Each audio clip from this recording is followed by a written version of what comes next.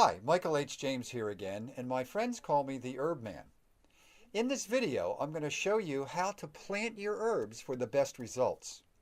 Hopefully, you've actually decided on a location of where you want to have your herb garden, you've prepared the soil, and now you're ready for the planting phase of your project. You should understand that there are three types of herb plants. Annuals that are grown for one season and die off, that is in most growing zones. Biennials that grow for two growing seasons and then die off. And finally, there are perennials, which usually die off above the ground in the winter and regrow each spring. There are a few notable exceptions, such as rosemary, which is basically a shrub. At our northern Florida home, there's actually a nearby shopping center that uses rosemary plants as a border plant. And it does so, and by the way, it does this even though the fact that in the wintertime it gets down to freezing, and in the summertime it gets up to be over 100 degrees in temperature. It doesn't seem to matter to those rosemary plants whether it's freezing or it's 100 degrees. They do very well in that environment. Most herbs can be started from seeds. It takes a little pre-planning to use this method. Most garden centers have seed starting kits. They're usually individual compartments filled with a planting medium along with a plastic cover to hold in the moisture.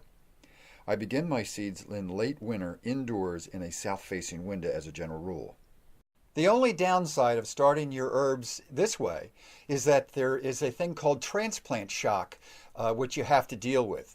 Planting seeds directly into your garden after the danger of frost has passed actually is the more ideal situation because the soil is warmed up and you don't have to deal with that transplant shock, which can actually stunt the growth of some of your herbs if it's done too soon. The best way to plant herbs from seed is to plant them in clumps rather than in neat rows. What you want to do is prepare the soil and sprinkle the seeds evenly over the area.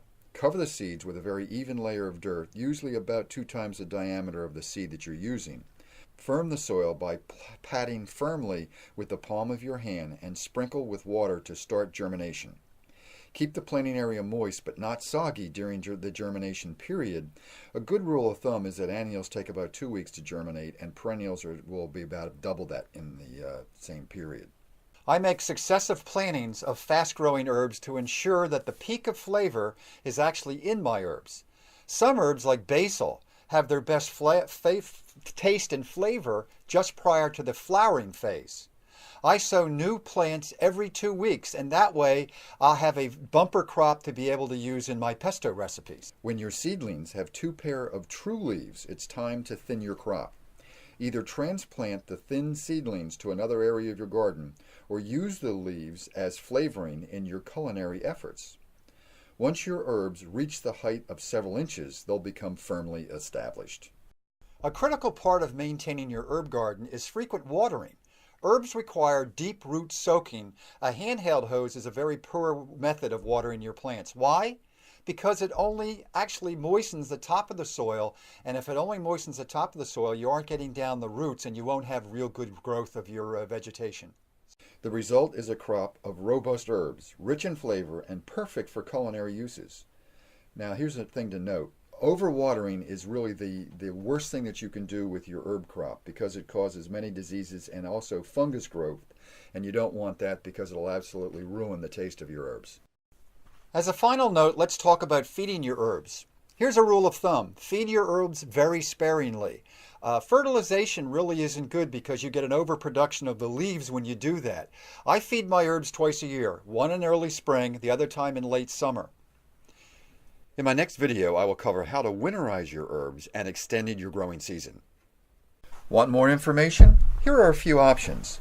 My website is www.herbinfosite.com.